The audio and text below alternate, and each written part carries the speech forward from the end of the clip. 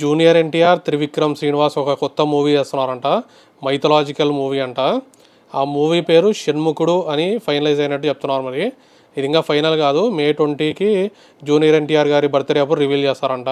ఈ movie lord Kumaraswamy ఉన్నారు కదా, ఆయన బేస్డ్గా ఉండొచ్చు అంటున్నారు. మరి ప్రజెంట్ అయితే జూనియర్ ఎన్టీఆర్ డ్రాగన్ మూవీ షూటింగ్లో ఉన్నాడు. అందులో విలన్ షాహిద్ కపూర్ అయి ఉండొచ్చు అంటున్నారు. నెక్స్ట్ విష్ణుప్రియ, ఈమె మీద సైబర్ కేసు అయితే ఫైల్ అయింది. ఈమె సబ్స్క్రిప్షన్స్ అమ్ముకుంటుంది 399 రూపీస్కి అని చెప్పి. అందులో అబ్సీన్ ఫొటోస్ అలాంటివి పెడుతుందని చెప్పి. ఇంకా ఈమె ఒక్కటే కాదు, ఇంకా చాలామంది చేస్తున్నారు కదా, వాళ్ళ మీద పెట్టలే మరి కేసేమో. ఓన్లీ ఈమెను ఒక్కటే టార్గెట్ చేసినారు.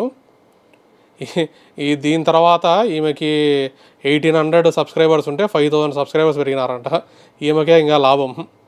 5000 అంటే 5000 ఇంటూ 399 దగ్గర 19,90,000 అంటే 20 లక్షల దగ్గర వస్తుంది. మంత్లీ 20 lakhs వస్తుంది ఇప్పుడు ఈమెకి. ఈ కేసు వల్ల ఫుల్ లాభం అయితే వచ్చింది ఈమెకి.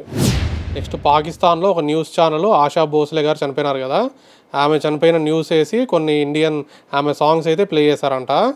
దాని మీద ఇప్పుడు Pakistani electronic media regulation authority ఆ న్యూస్ ఛానల్కి ఒక షోకాస్ నోటీస్ అయితే ఇచ్చింది. ఎందుకంటే అక్కడ మన ఇండియన్ సాంగ్స్, ఫిల్మ్ విజువల్స్ ఇవన్నీ బ్యాన్ అంట.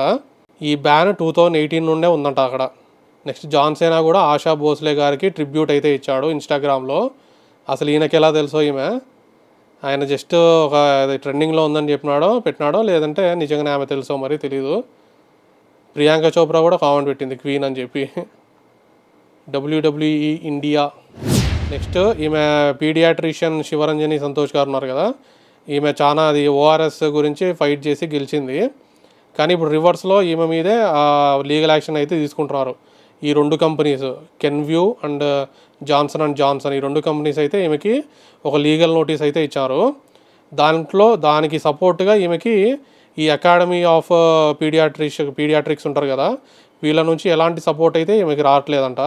అందుకే ఆమె అయితే ఈ అకాడమీకి రిజిగ్నేషన్ అయితే ఇచ్చింది. రియల్ ఓఆర్ఎస్ అంటే అదొక రీహైడ్రేషన్ సొల్యూషన్ అంట.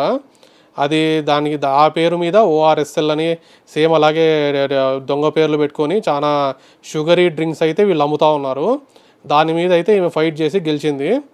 వీళ్ళు ఈ కంపెనీ కెన్వ్యూ అండ్ జాన్సన్ కంపెనీ అయితే దాన్ని రెక్టిఫై చేసుకోకుండా మంచి ప్రోడక్ట్స్ అయితే అమ్మకుండా తిరిగి ఈమె మీదే ఇంకా కేసు అయితే ఫైల్ చేసినారు.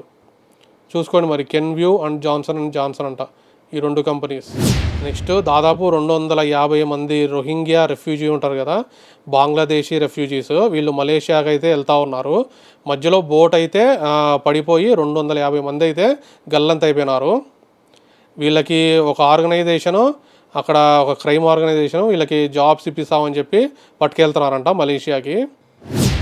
నెక్స్ట్ ఈరోజు 15th ఏప్రిల్ 10:30కి inter first year and second year results వస్తున్నాయి.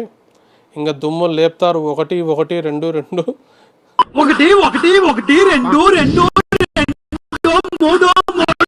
ఇవి రోజుకున్న కొన్ని ఇంట్రెస్టింగ్ టాపిక్స్ అయితే. నెక్స్ట్ ఇంకొన్ని టాపిక్స్తో మళ్ళీ కలుద్దాం. బాయ్.